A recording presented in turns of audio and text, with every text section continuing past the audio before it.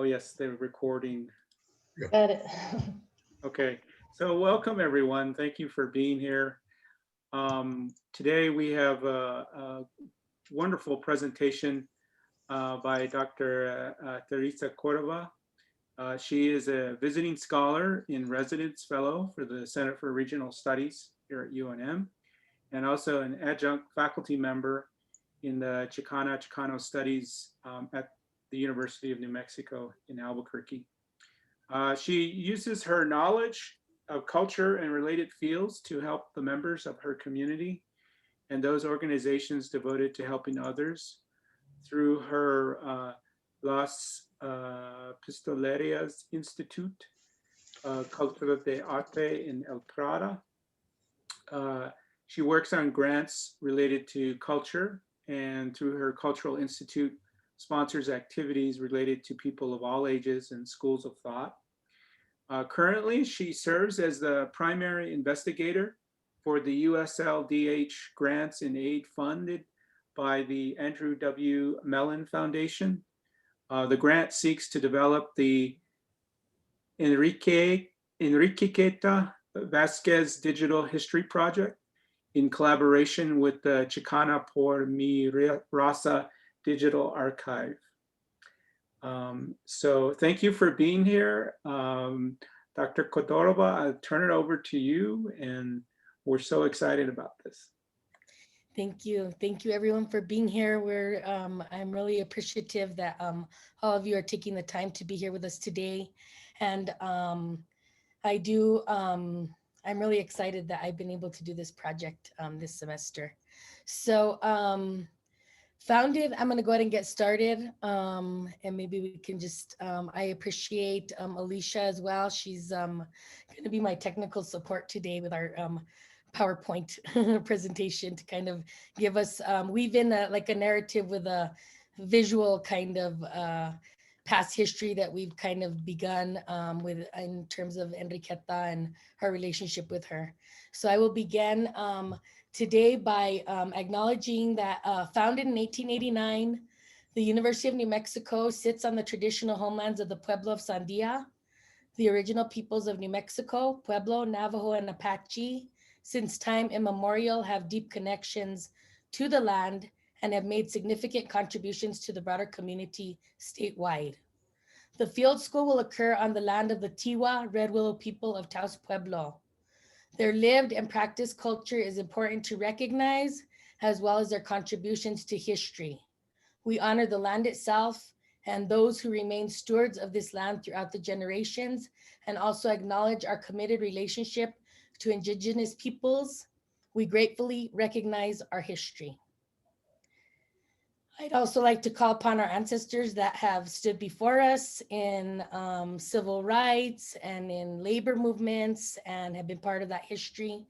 And we ask them to be acknowledged and presente as we honor their teachings, because we try to continue their teachings in respect of this work. So in this presentation, I will feature the importance of engaging community archives and the digitization of those archives. And maybe we could put the screen sharing up. I'm sorry, to begin the PowerPoint.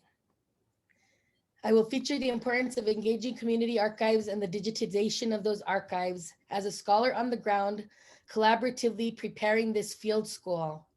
I explicitly must demonstrate the ethical practices necessary toward approaching our own homeland and its history with dignity, respect, and integrity necessary to earn the right to document and demonstrate the historical cultural resilience of the Chicano people over time. This talk will feature the very important roles and responsibilities facing community members as the digital divide splinters our possibility to narrate our own histories and experiences. As a form of intervention, and by actively digitizing the Enriqueta Vasquez Digital History Project, students, professors, and practitioners of culture engage in the process and understanding of the Chicano movement in New Mexico.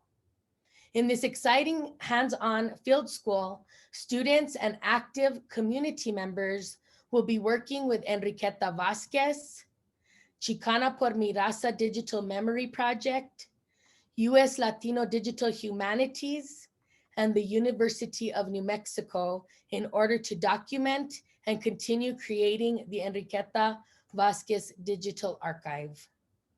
In this talk, I highlight a threefold research and activity-driven process. Number one is meeting and engaging with Enriqueta Vasquez, a prominent member of the Chicano Movement. Number two, teaching and using ethical practices in documenting, demonstrating, and producing the Enriqueta Vasquez Digital History Project. And number three, as a scholar on the ground, I will discuss the activities to prepare for the Field School 2021 and address some of those COVID challenges that we had throughout the year. First, I will begin with meeting and engaging with Enriqueta Vasquez, a prominent member of the Chicano Movement. Enriqueta Vasquez was born, which I was able to collect from her book, Enriqueta Vasquez and the Chicano Movement, in the 1930s. So she's already in her early 90s, and she's very active still in our community.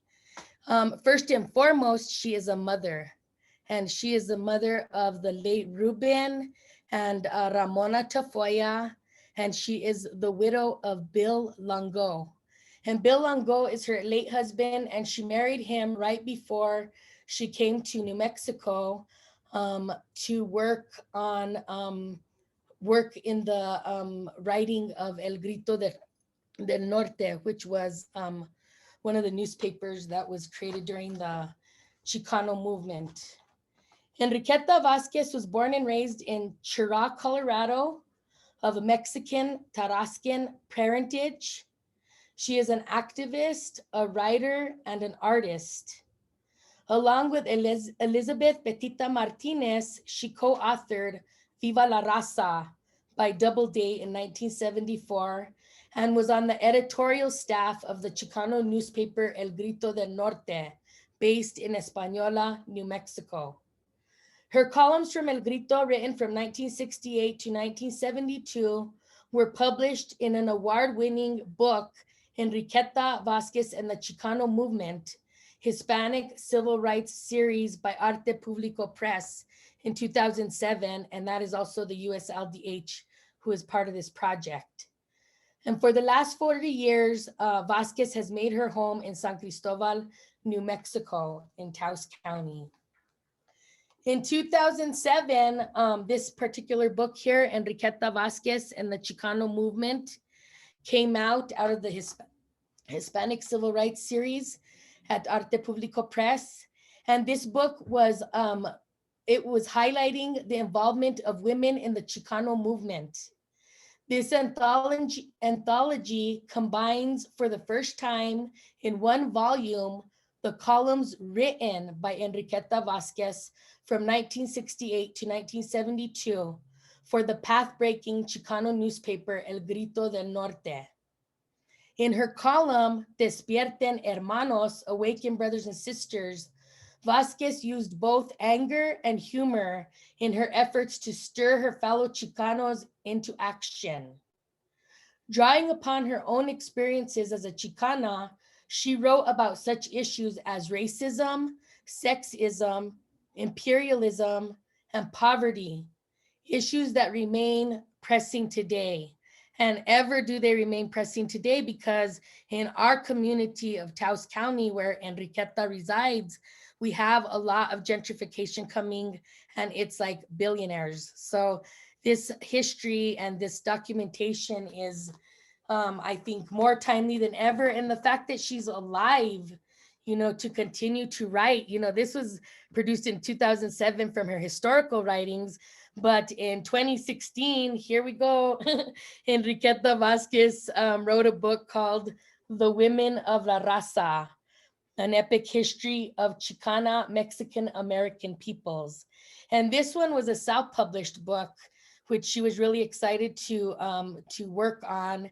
And what this, in The Women of La Raza, Enriqueta Vasquez brings together her longtime political commitment with her marvelous sense of curiosity and wonder to trace the contributions of women in Mexican and Mexican American history through the centuries, starting with pre-Columbian indigenous ancestors all the way to the present time. And as I teach as an adjunct faculty and I'm a member of the Chicano Studies department, I use Enriqueta's work because it continues, as she continues to write, I continue to adopt her material, her historical and contemporary work, because it is very, very, very relevant to this work. Even despite the pandemic, Enriqueta Vasquez produced another book, and I do not have the cover with me right now, but last month in 2021, she did, her book came out on cuentos, which are stories, and poetry. So that book is out and about, and I'm sure during the field school, she'll make her cameo, and she will have those books on hand to sell as well. But you can get them on Amazon, and that one is also a self-published book. And in 2017, we were able to engage SHRI, the Southwest Hispanic Research Institute, under the direction in 2017 of Dr. Barbara Reyes, allowed us to produce a field school out of Las Pistoleras. She had gone and visited and thought that it was a really cool, relevant space. So we did a class called Chicana Writers and Educators in the Upper Rio Grande Valley, which was very, very localized and very, very relevant to all of us, which Enriqueta was part of. Her and Dr. Catherine Córdova, Juanita Lavadi, Juanita Jaramillo Lavadi, Leonila Serna, and Dr. Madeline Serna Marmol, which they were educators in our community and have kept forging the gorge and really doing some important work. So we were able to introduce the work of Enriqueta, and of course, she came to visit. Can you change the slide there, please? This is our field school in 27. Oh, this is her quote. Sorry. The Chicano movement is a vital chapter of Southwestern history, a history needed to inspire new dreamers as activists become the elder generation.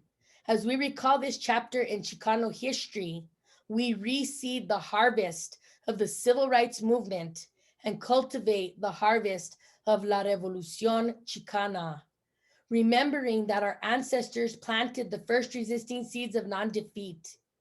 This revolución is the foundation of today's evolving issues, the metamorphosis of activism that makes all movements more important than ever.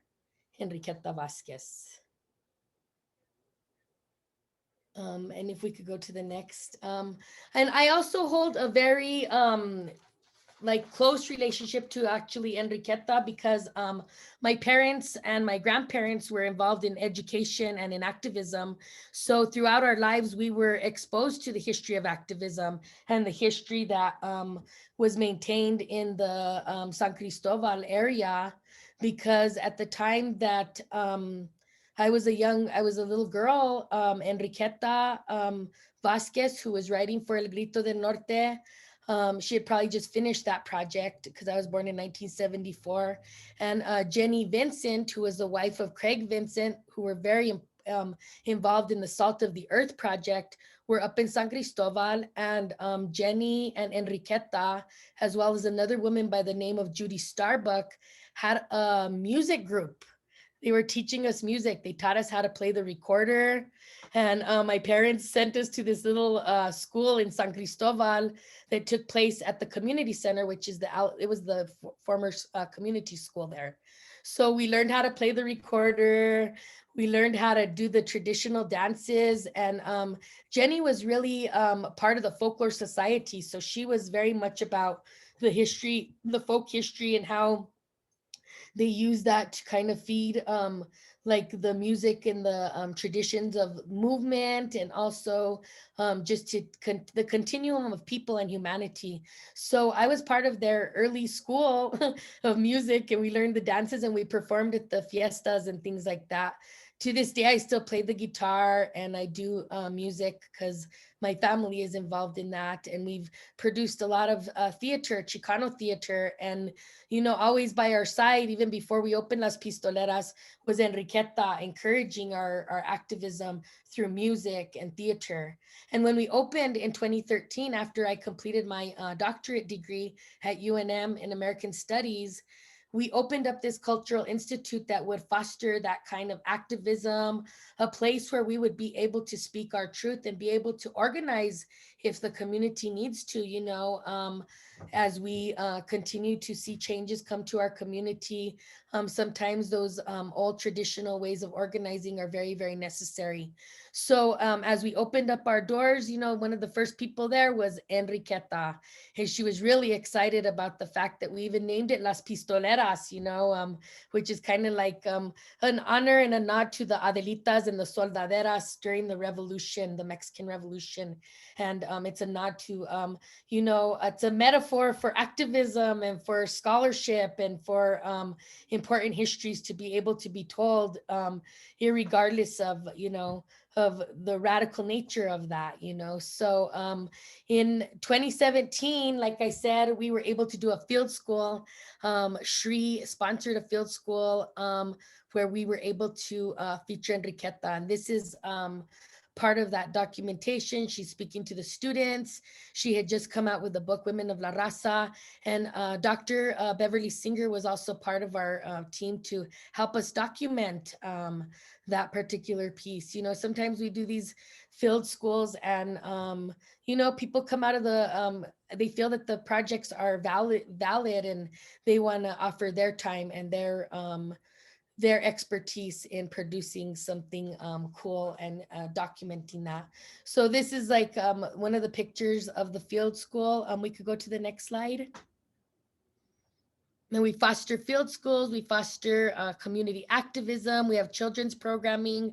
Everything is free to the community, and we always have a meal and a warm space to sit for a while and have a rich conversation.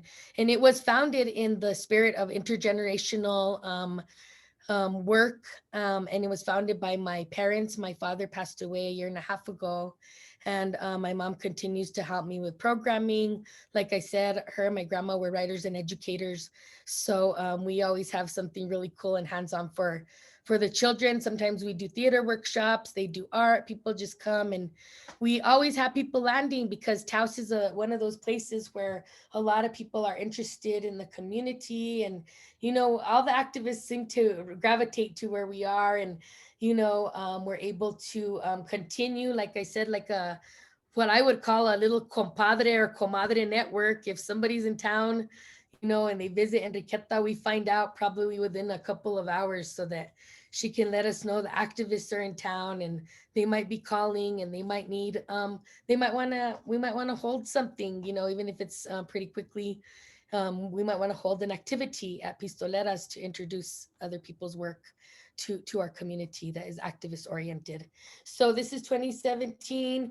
We also, can we go to the next slide? That's my mom, Kathy Cordova. She's also part of our work there. This is me and Enriqueta in 2018. We honored her. We have a Women's History Month activity, and we honored Enriqueta that year for all of her work, her artistry, her activism, her writing, and her and Juanita Lavadi still have this mural that is in El Prado, a Chicano mural in El Prado on the liquor store that they painted. So we have one of their murals reflective in our community, which we just became a traditional historical community to keep away annexation from the town of Taos. So that was a lot of hard work, but we were able to do that with our community building and our continuum. Can you show the other two pictures, please, Alicia? This is still Women's History Month, Enriqueta interacting.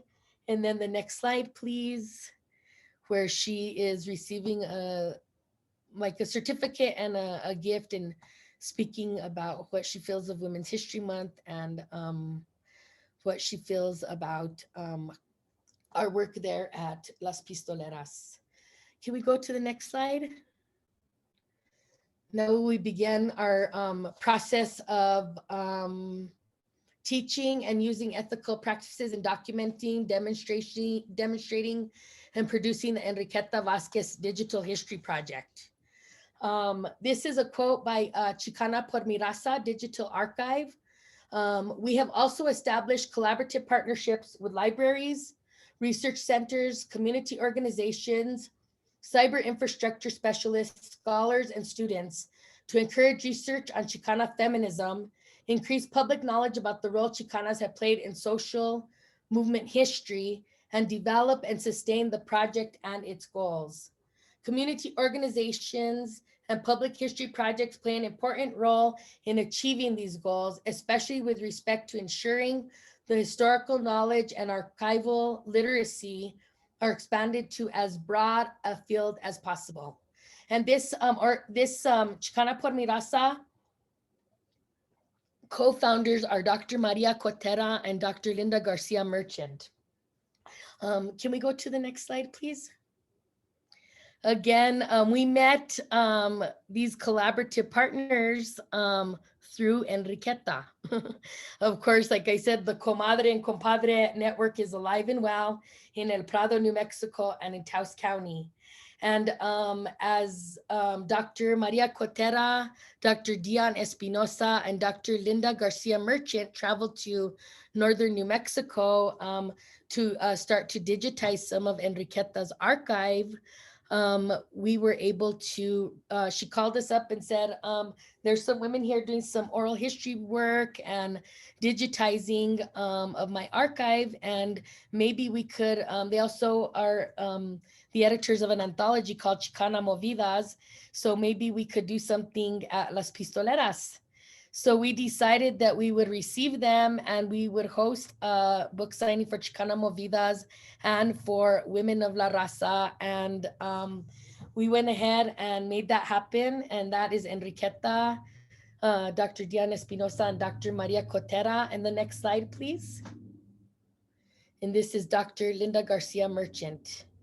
After this initial meeting, we met again. We went to the Knox conference in here when it was here in Albuquerque, and we all presented at Knox about this particular project and the possibilities. And when we received everybody here in Albuquerque, we also did some work with our other community collaborators here in Albuquerque at El Chante Casa de Cultura, which used to be the Southwest Network for Environmental and Economic Justice, and Los Jardines Institute, to receive the women from Chicana Movidas to do some of their, to present their work. Not only were the editors here for that particular book signing, but the women that wrote and that were written about in, that were part of the active movimiento in Texas, California, New Mexico, Colorado, the Southwest, were also part of that. So we were excited to receive Bianca Encinas and Dr. Sofia Martinez and Richard Moore receive them at El Chante Casa de Cultura.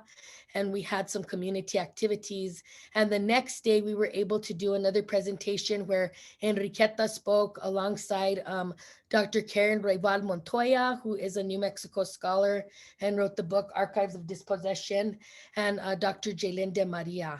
So the collaborative began, and then Dr. Maria Cotera asked to meet with a group of us from UNM, which was included CSWR, Chicano Studies, SHRI, and we thought of the possibility of offering a field school. We then got their approval, and we created a collaborative in order to pursue the US LDH. Could we go to the next slide, please? And we tapped into this particular program of the US LDH, which is Arte Público Press, and that is, we work very, we Recovery is a program to locate, preserve, and make available the written legacy of Latinas and Latinos in the United States since colonial times until 1960. Through 27 years of successful work, Recovery has not been able to inscribe the excluded history of Latinas, Latinos, but also has created an inclusive and vast digital repository that facilitates scholarship in this area of studies. And this is the USLDH, and we did receive the grant to be able to purchase the technology we would need to do this project. So they are creating, both Chicana por Mi Raza and USLDH, as they partner with us, we are creating a very important digital possibility in these communities of rural northern New Mexico. You know, even me, I'm very resistant to, trying to figure this world out of technology. But if we don't start moving toward that, our histories will be erased. We will not be able to continue in a way that I think is necessary. So we appreciate the USLDH. And as they don't only give us the money for the infrastructure, but we're very fortunate because they meet with us like almost every 10 days. We're meeting with regards to this project to make sure that we're supported. And we've been extremely supported to the hilt, because I think although Dr. Linda Garcia Merchant also is a co-founder of Chicana por Mi Raza, she's also the postdoc at USLDH. So she works closely with us on this project. So she's wearing two hats. And then we also work very closely with Dr. Carolina Villarroel. I'm sorry, I'm going to probably say this wrong. Villarroel, and Dr. Gabriela Vallesa Ventura, and Dr. Lorena Gothrow. And we all work together. Like if we need something, Dr. Linda Garcia Merchant is working with us pretty much on a weekly. We're meeting up to make sure that this is possible. And as we were working as can we go to the next slide? I'm sorry. As we continue to work toward building a digital community, we definitely need to have the scholar on the ground to be able, during this COVID time, it was necessary because we were going to do this project last summer. But this gave us an opportunity to work very closely with Enriqueta, for one, and have her really excited and involved in this process, and allowed me to hear my own community in a different way. Because to be honest, just because I live in Taos and because I'm from Taos does not mean that I don't have to be, I mean, you have people in your community, if you do it wrong, they will let you know. So you have to kind of be very careful and very ethical in the way in which you approach this kind of a project. I think it's been really, really a pleasure to see the possibilities and the collaborators for this project. We again tapped into UNM's Chicano Studies and SRI, which they're both sponsoring the field school itself. It's a Chicana Studies 336, 536. So we were able to do upper division and graduate level class. It's Chicana Feminisms. And then we had to, as we prepared for this as a scholar on the ground, because it worked a little differently because of COVID. I was on the phone a lot with Enriqueta, but I couldn't go visit her. We weren't allowed to do those things because of the university rules and regulations. So we did not stop our work. We continued our work. And we established the possibility of us having to do the class online. So we had to create a curriculum for online, hybrid, and face-to-face.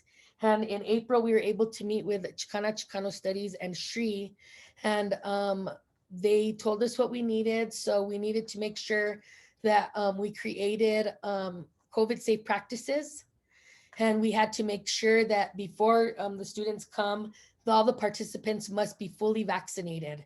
and we had to create like a COVID protocol. So we will be cleaning the space every so often. We have a social distancing protocol and everything like that. What Enriqueta has asked, so we want to thank Dr. Irene Vasquez for that too, and Dr. Irene Vasquez and Antoinette Rael and Jacqueline Alderete for helping us get that happening at UNM, and intervening for us with the deans and stuff as we created those particular protocol. What was also included is we're going to be able to pay for the meals, and we were working with another grant through the University of North Carolina with Dr. Annette Rodriguez, who's also a historian in New Mexico and the labor movement there in southern New Mexico. And she and I were working on a project of building the American Songbook and including Chicano movement music to that.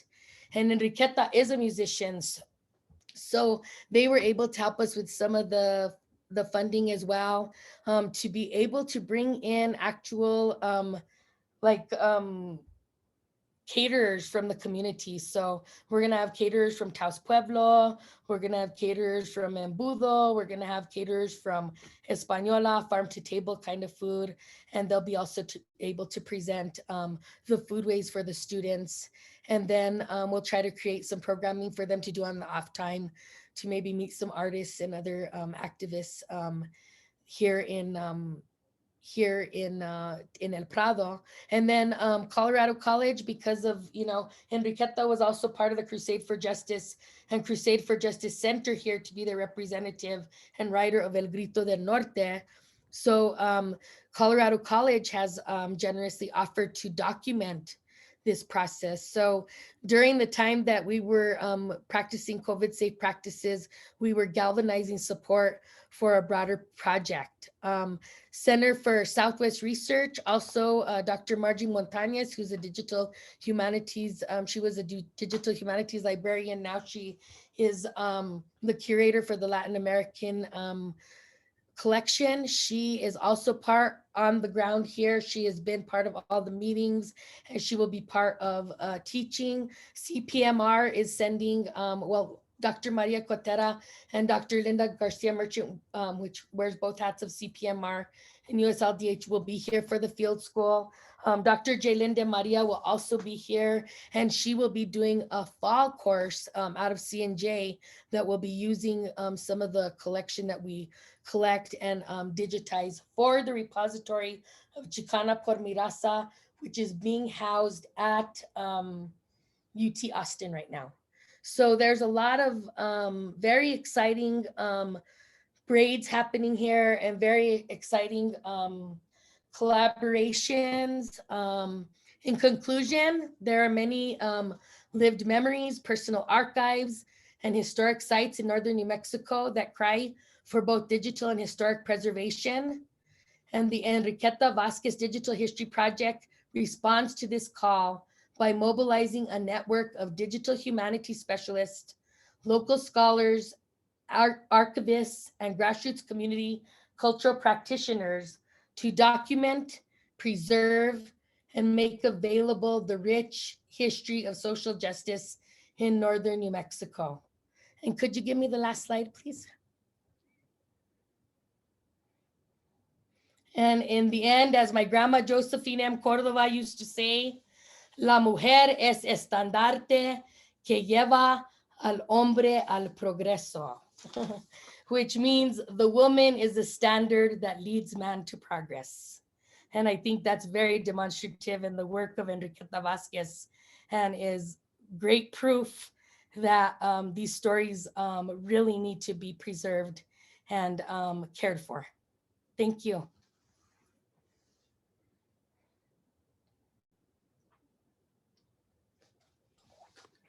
Well, thank you, Dr. Cordova. That's wonderful. And I wanted to open up for people to ask any questions or comments that you want to make. I think we're small enough where we can have open it up and not necessarily enforce the chat rules as we do, right, with Zoom and stuff like that. But I'll just open it up. Oh, and I also do want to thank Center for Regional Studies. Center for Regional Studies, Dr. Melendez, right? He started the support of this particular project. Dr. Lee, it's been a pleasure as well to work with you. RC, Dr. Jose Rivera, and Alicia, thank you. You've been just such a great bridge and great support. And we want to thank everybody who's involved in this project, because it's just truly a magnificent collaboration. That's all I can say is it's beautiful. And we really realize that connections and connectedness is really, really important, especially in a project such as this. So thank you. I'm sorry. Yes. Dr. Valdez, I see your hand up. Go ahead. Hi, Dr. Cordova. Thanks very much for telling us about your little project and all that you're doing. It's very wonderful. I was curious, though, given the broad expanse of the mission, who else beyond Enriqueta is part of the digitization effort? Do you have a list of other people in northern New Mexico who will be part of the ongoing efforts to capture ideas and writings and poems and all the other things that you've been able to gather from Enriqueta? Right now, we're focusing this project on Enriqueta, but I imagine, like I said, the USLDH and Chicana por Mi Raza have, that's a great question, because they have created, helped us create like a digital footprint now, to be honest with you. Digital, Las Pistoleras DH now has a Twitter page, and now we have Instagram to start kind of working our way through things. There are things in the works, but they're not, this particular project is the Enriqueta Vasquez project, but the connectedness of our community, we have archives all over the place. So we are, there are a few things in the works, but those are kind of like working through Pistoleras. It's not part of this project.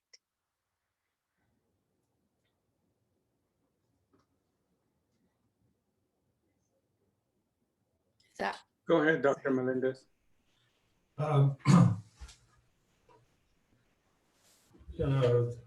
Thank you for that presentation, Tessa. And I wanted to, Dr. Maria Cotera, when she visited the first meeting you had with Enriqueta up in Taos, she was very impressed by your work. And Maria Cotera is part of the board of the Recovery Project. I've served on the U.S. Hispanic Recovery Project for over 20 years. And she has joined that board. I think she's been there 3 or 4 years. I think she was director of the Latino Studies program at Michigan at that time. Anyway, she wrote, I think it's always good to go back to the letter, the supporting letter, her nomination letter for you, because she wrote things like, as a scholar, Dr. Cordova has much to contribute to the fields of Southwest studies, folklore, and the Chicano, Latino studies. Her work on death and dying in the borderlands is so important, and I can easily see her dissertation becoming a path-breaking book, given the kind of support and nurturing that a CRS scholar in residence fellowship will provide. So I know she was also interested in the work you did for your dissertation. Maybe later in the presentation you could talk a little bit about that.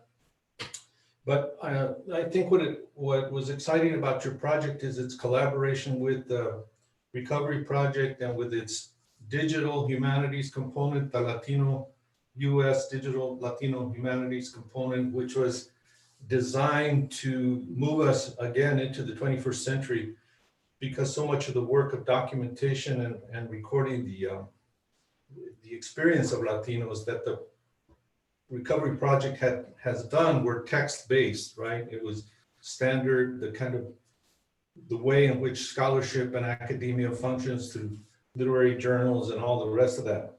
But the idea of documenting through digital and having technical assistance to assist this kind of project, I think is a real important side to this, along with Professor Maria Cotera's own work on Chicanas por mi raza.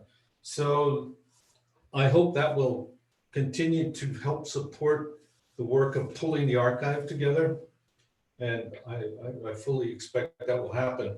So I was also pleased that your fellowship, because of COVID, I suppose, and other things, was extended into the spring to allow you to get to things like the field school, which sounds very exciting. Oh, I do want to make one little maybe correction, I think, to one of the slides that you had where you were talking about the U.S. Latino Digital Humanities Project, and you said something like, I think what you intended to say was, it has not only been able to inscribe. So I think that only needs to be in there so that it doesn't look like it was not able to inscribe. I think it continues the work of the print-based recovery project, and I think it's continuing that, and it's doing quite important work. Yes, excuse me, a little typo. Thank you for indulging me. Thank you, and thank you for, I also do want to acknowledge even the first question, just acknowledging the fact that what we need to acknowledge is in northern New Mexico, there is a digital divide. And we're pushing ourselves, you know, because like I said, the USLDH gives, and CPMR has given us many, many workshops.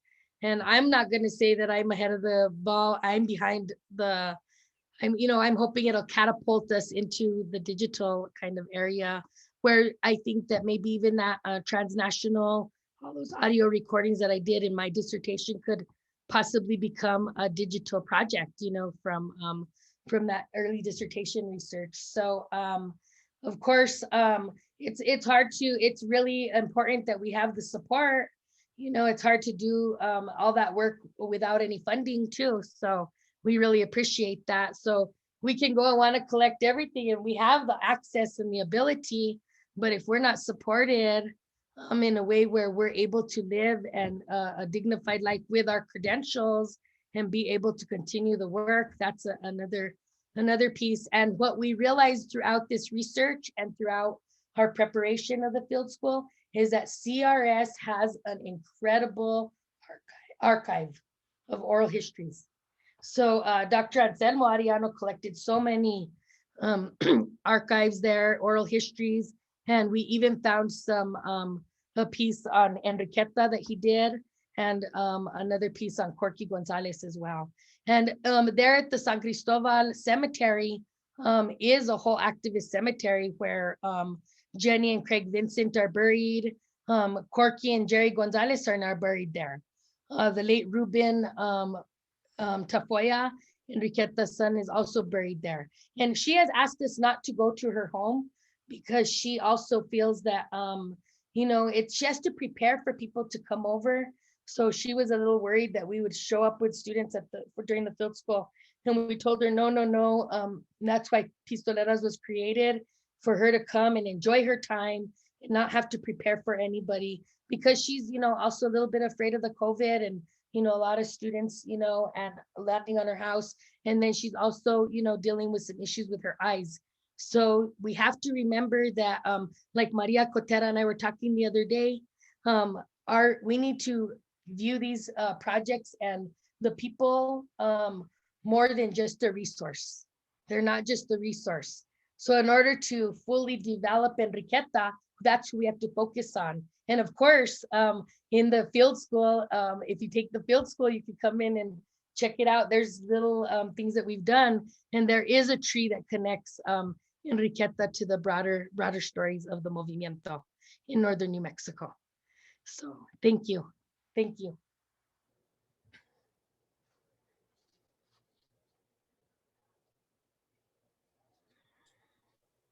Jose, looks like you were ready to ask or make a comment.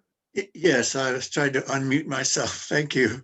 Teresa, Tessie, if you could do a little bit of a fast forward and tell us what you see happening after the field school, and as part of that, what is it that the field school this summer? I know that was a huge, part of what your plan was all about. It's like a culminating event in many ways, but what is it that the field school will enable you to do had you not put that into your plan? And what are the plans for after the field school? Okay. If you don't mind addressing that, and I'll unmute myself here, or unmute myself, okay. Yeah, the field school is gonna be able to view the social history of Taos and kind of like the value of like the issues that were brought up during the time of El Grito del Norte, and we will be digitizing some of more of Enriqueta's archive. So she has her archive, and she's been working with Chicana por mi raza, and Maria Cotera already has like a relationship with Enriqueta, and they've already started this process. This time we will bring the students into the fold and teach them how to digitize, and teach them through the digitizing the process for the Chicana por mi raza digital archive, digital memory collective, which is housed at UT Austin. And after the field school, we will also be working on a process so that parts of that archive will be demonstrated at USLDH Recovery Project for this particular field school. After the field school, Dr. Jaylin De Maria and the Department of C&J, and during the field school, we will also have CPMR will be there, Chicana por mi raza, Dr. Linda Garcia Merchant and Dr. Maria Cotera. Dr. Jaylin De Maria will be there. She is in the Department of C&J. And we also have the curator from the Latin American collection, who's an active part of this process, Dr. Margie Montañez, her and Samuel Cisneros will be doing a presentation about the archives here at UNM and CSWR and the importance of archives. So then after that, it's 2 weeks field school. It will be June 15th through the 17th and June 22nd through the 24th. The students will be staying in a monastery run by the brothers, and then they have another casita that they will stay in. And then we will have various presenters coming to present the foodways of the community during the luncheon. So we have a sister from Taos Pueblo. Her name is Cheryl Romero. She worked at Red Willow Farms for many years, and she is going to be presenting traditional foods of the Pueblo from farm to table. Liddy Martinez from Española, she has a farm to table farm there. She just came out with a book as well, a cookbook about recipes of the Upper Rio Grande Valley or something. It's a recipe book, and she tells the history of the Española area through that. Elena Ariano from the Embudo Valley, Esteban Ariano's wife, will be doing another presentation of the foodways of the area. So, and that will be also, the entire process will be documented by Colorado College, who's also a partner in this process. In the fall, there will be another class focusing, if it's C&J, it's stories and narratives, and Dr. Jaylin De Maria, who was also many years ago your land grant studies. She was the first land grant studies student there, graduate student, and she has work at CRS. She will be also presenting a class in the fall. And then we hope to have like a communal exhibit of what we collected, and we probably will, we have not developed that, but we will probably see if UNM can be one of those spaces where we do that. And then also in probably Las Pistoleras, and I'm probably El Chante Casa de Cultura is where we could do those community possibilities, but we have support from that. And it will reflect and show the work that we did in this particular field school and highlight that. But I think the Enriqueta project is a continuum forever. It can go on forever and ever, because we've been teaching her work too. in class. And sometimes they take up stuff out of her book and she'll still present that work at her book signings. You know, they took this part out and it was too radical, but I want to present it and I want to talk about it. So, you know, actively, she's a member of, if things happen in the community, she's there to talk about it and document it as well. Does that answer the question? I have a Yeah. question. RC. Yeah, thank you. Teresa, could you talk a little bit about Enriqueta when she was a young woman writing for El Grito? I don't get a sense of her, what her inspiration was, why she started to be an advocate, activist as You a know, young woman. yeah, she was a part of the Crusade for Justice. I don't know, you know, like I haven't been able to do any oral histories because we have a moratorium until June 15th, you know, to go see her. But in the writings of the Chicano movement, she just mostly presents the writings and the issues of the day, which are what I talked about a little bit about sexism, imperialism, and poverty issues. And they're actually the different, she even talks about the atomic age and talks about Los Alamos and different issues engaging northern New Mexico, which was El Grito del Norte represented, I believe, a lot of the views of the Crusade for Justice regionally in Denver, Colorado, and in northern New Mexico, the land grant movement. So it was really a voice for that. Betita Martinez and Enriqueta, I think there was Rini Templeton as well. It was a group of different people that were part of that. Craig Vincent did fund the Grito del Norte, but they needed a way to express the issues of the time.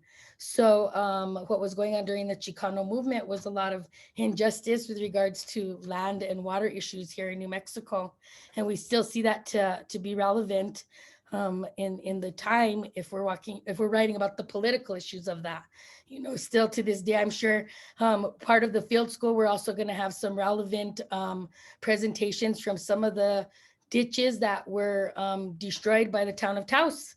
And now the town of Taos is trying to re-erect the ditch around Kit Carson Park, which they already changed those water rights from surface water rights to underground for their wells. So, you know, there's still those kind of relevant issues of land and water and really being able to understand those issues. But she came out of the Crusade for Justice, which was dealing with a lot of racism and in the Denver area, you know, and they departed from democratic politics, and a community of family members, families organized the Crusade for Justice, which eventually became the Escuela Tlatelolco.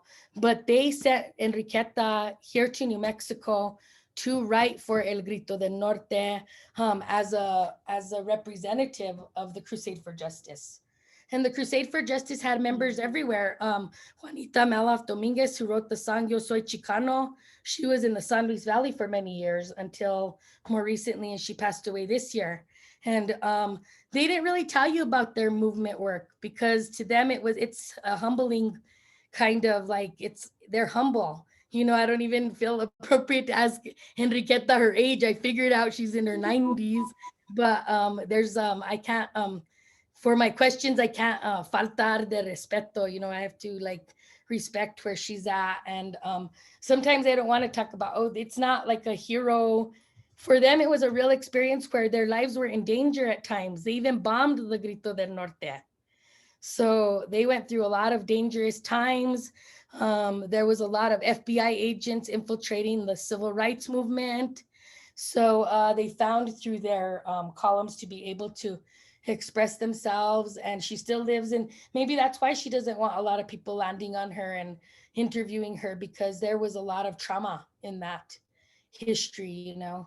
So so I think as a young woman, she came here to represent the Crusade for Justice as a writer and a journalist of El Grito del Norte, and she continues to try to create relevant writing. This weekend, she also called and said I sent my book to the Taos News and they don't get it. They want us like, they erase our story and they don't really want to feature it, you know? So I guess in that we have to educate ourselves and read the books and read the columns. And I think that really tells you that they were related.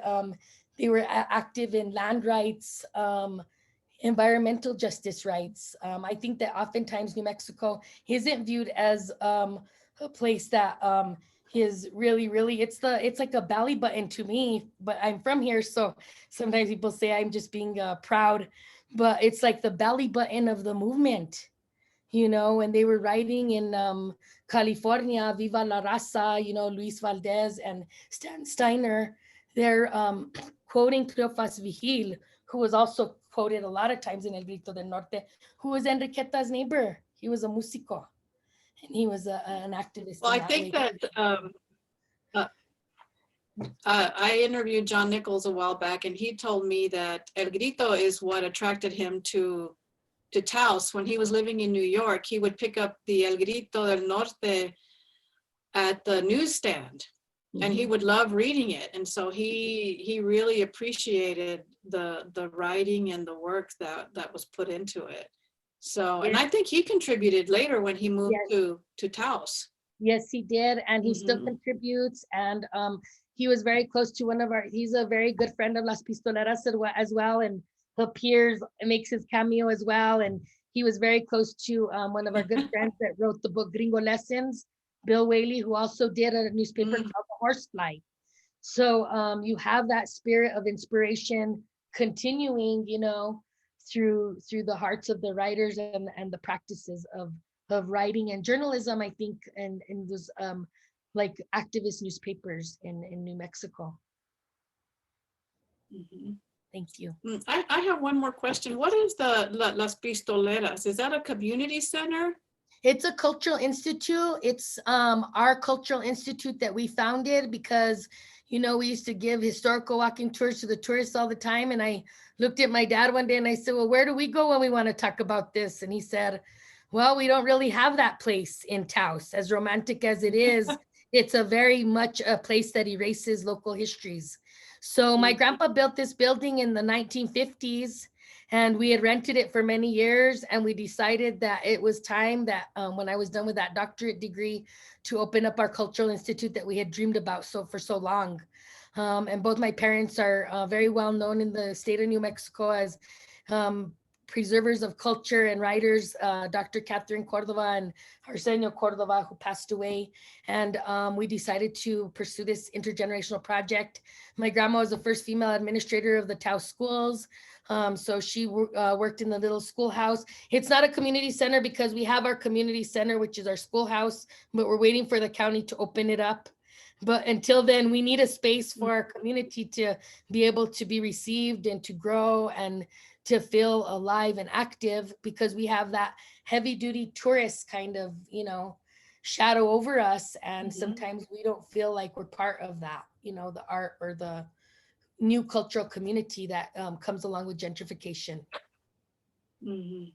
It's an activist space. Our thank little you. where we get in trouble.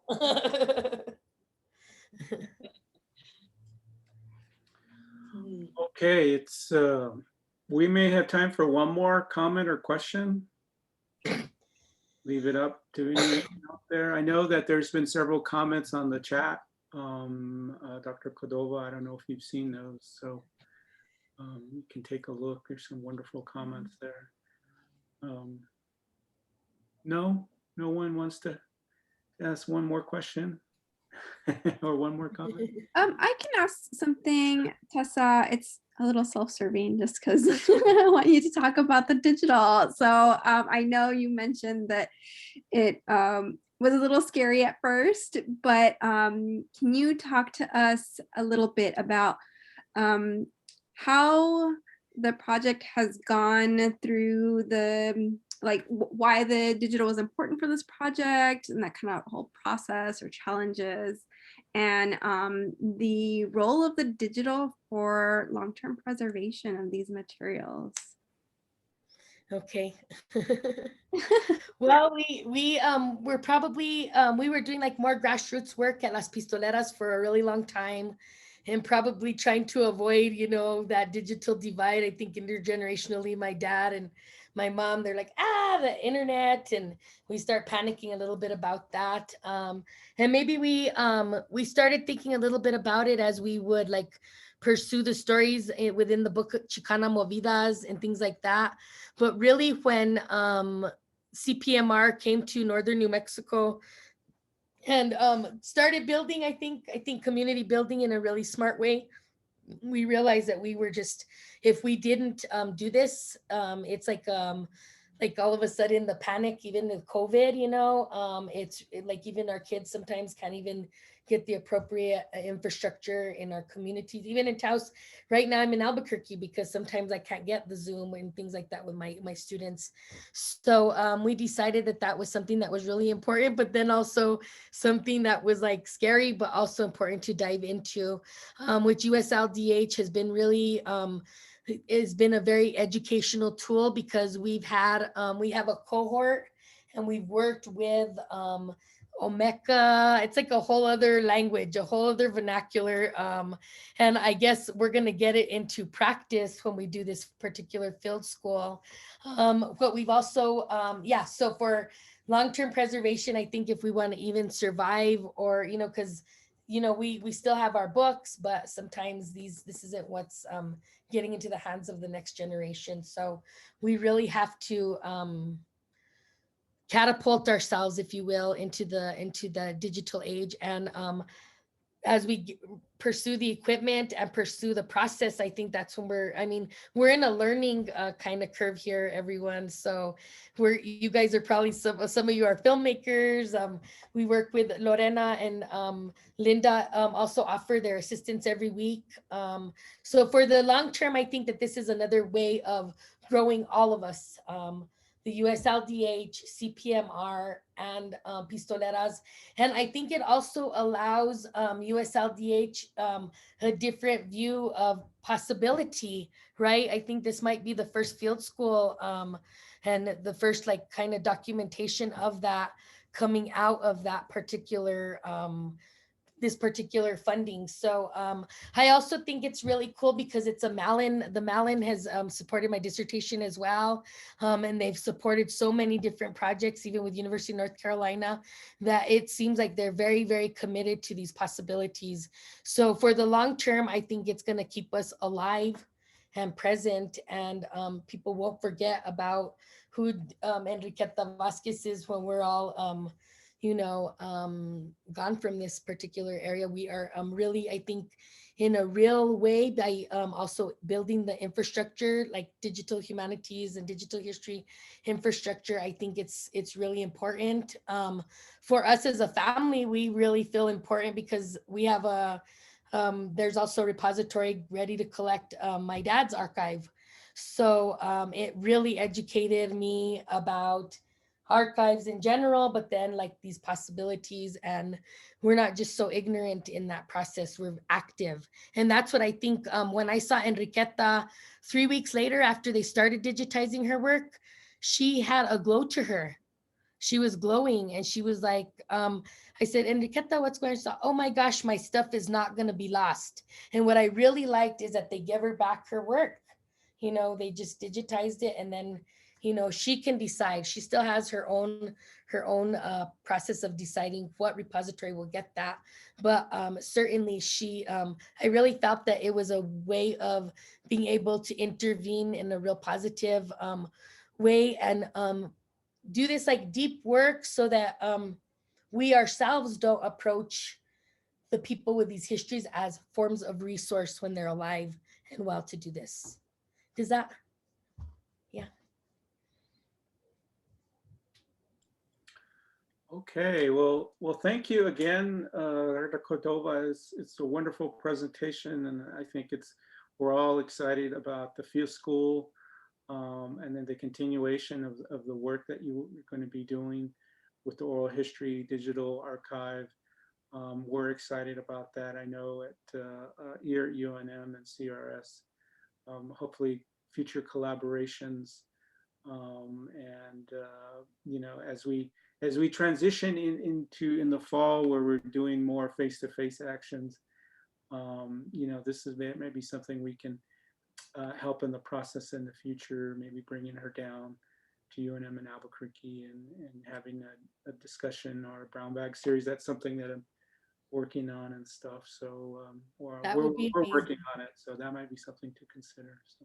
Yes, that would be amazing. I know she's always so excited to share the work and to share the stories, you know. She does tell us when we're doing a good job, and she also tells us when we're not doing a good job. So Enriqueta will let you know. Yeah. Thank you. All right. Well, thank you again. Thank you everyone for coming and sharing in this presentation. Everyone have a good summer. Stay tuned. There'll be more events with CRS and activities and initiatives. So we'll keep you all updated. So everyone be well and be safe, and have a good rest of the week. Thank you all for the beautiful comments, and I appreciate everybody who attended. Thank you for supporting.